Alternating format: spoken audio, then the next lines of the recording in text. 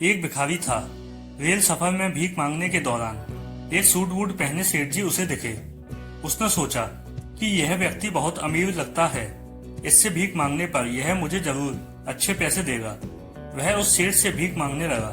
भिखारी को देखकर उस सेठ ने कहा, तुम हमेशा मांगते ही हो, क्या कभी किसी को कुछ देते भी हो? भिखारी बोला, साहब मैं तो भिखारी हूँ, हमेशा लोगों से मांगता ही रहता हूँ। मेरी इतनी औकात कहाँ कि किसी को कुछ दे सकूं। सेठ कहता है, जब किसी को कुछ दे नहीं सकते तो तुम्हें मांगने का भी कोई हक नहीं है। मैं एक व्यापारी हूँ और लेन देन में ही विश्वास करता हूँ। अगर तुम्हारे पास मुझे कुछ देने को हो तभी मैं तुम्हें बदले में कुछ दे सकता हूँ। तभी वह स्टेशन आ गया जहाँ पर उस सेठ को उतरना था। वह ट्रेन से उतरा और चला गया। इधर भिखारी सेठ की कही गई बात के बारे में सोचने लगा। सेठ के द्वारा कही गई बात उस भिखारी के दिल में उतर गई। वह सोचने लगा कि शायद मुझे भीख में अधिक पैसा इसलिए नहीं मिलता क्योंकि मैं उसके बदले में किसी को कुछ दे नहीं पाता हूँ। लेकिन मैं तो भिखारी हूँ, किसी को कुछ देने लायक भी नहीं हूँ। लेकिन कब तक मैं लोगों को बिना कुछ दिए केवल मांगता ही रहूंगा। बहुत सोचने के बाद भिखारी ने निर्णय किया कि जो भी व्यक्ति उसे भीख देगा तो उसके बदले में वह भी उस व्यक्ति को कुछ जरूर देगा। लेकिन अब उसके दिमाग में यह प्रश्न चल रहा था कि वह खुद भिखारी है तो भीख के बदले में वह दूसरों को क्या दे सकता है।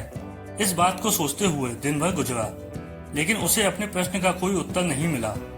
दूसरे दिन जब वह स्टेशन के पास बैठा हुआ था तभी उसकी नजर कुछ फूलों पर पड़ी जो स्टेशन के आसपास के पौधों पर खिल रहे थे। उसने सोचा, क्यों ना मैं लोगों को भीख के बदले कुछ फूल दे दिया करूं। उसको अपना यह विचार अच्छा लगा और उसने वहां से कुछ फूल तोड़ लिए। वह ट्रेन में भीख मांगने पहुंचा। जब भी कोई उसे भीख देता तो उसके बदले में वह भीख देने वाले को कुछ फूल दे देता। उन फूलों को लोग खुश होकर अपने पास रख लेते थे। अब भिखारी रोज फूल तोड़ता और भीख के बदले में उन फूलों को लोगों में बांट देता था। कुछ ही दिनों में उसने महसूस किया कि अब उसे बहुत अधिक लोग भीख देने लगे हैं। वह स्टेशन के पास के सभी फूलों को तोड़ लाता था। जब तक उसके पास फूल रहते थे तब तक उसे बहुत से लोग भीख देते थे, लेकिन जब फूल बांटते बांटते खत्म हो जाते तो उसे भीख भी नहीं मिलती थी। अब रोज ऐसा ही चलता रहा। एक दिन जब वह भीख मांग रहा था तो उसने देखा कि वही सेठ ट्रेन में बैठे हैं जिसकी वजह से उसे भीख के बदले फूल देने की प्रेरणा मिली थी। वह तुरंत उस व्यक्ति के पास पहुंच गया और भीख मांगते हुए बोला, आज मेरे पास आपको देने के लिए कुछ फूल हैं, आप मुझे भीख दीजिए, बदले में मैं आपको कुछ फूल दूंगा। सेठ ने उसे भीख के रूप में कुछ पैसे दे दिए और भिखारी ने कुछ फूल उसे दे दिए। उस सेठ को यह बात बहुत पसंद आई।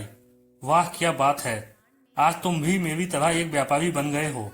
इतना कहकर फूल लेकर वह सेठ स्टेशन पर उतर गया। लेकिन उस सेठ द्वारा कही गई बात एक बार फिर से उस भिखारी के दिल में उतर गई। वह बार बार उस सेठ के द्वारा कही गई बात के बारे में सोचने लगा और बहुत खुश होने लगा। उसकी आंखें अब चमकने लगी। उसे लगने लगा कि अब उसके हाथ सफलता की वह चाबी लग गई है जिसके द्वारा वह अपने जीवन को बदल सकता है। वह तुरंत ट्रेन से नीचे उतरा और उत्साहित होकर बहुत तेज आवाज में ऊपर आसमान की ओर देखकर बोला, मैं भिखारी नहीं हूँ, मैं तो एक व्यापारी हूँ।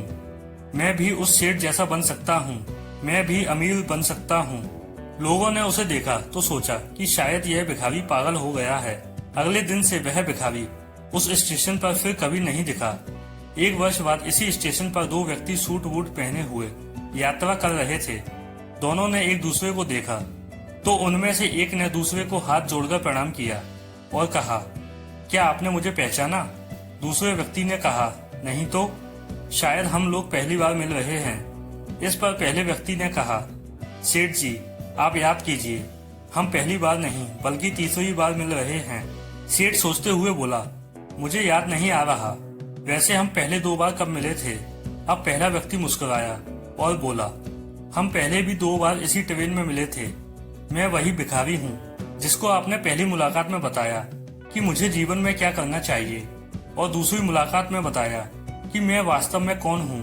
नतीजा यह निकला कि आज मैं फूलों का एक बहुत बड़ा व्यापारी हूँ और इसी व्यापार के काम से दूसरे शहर जा रहा हूँ। आपने मुझे पहली मुलाकात में प्रकृति का नियम बताया था जिसके अनुसार हमें तभी कुछ मिलता है जब हम कुछ देते हैं।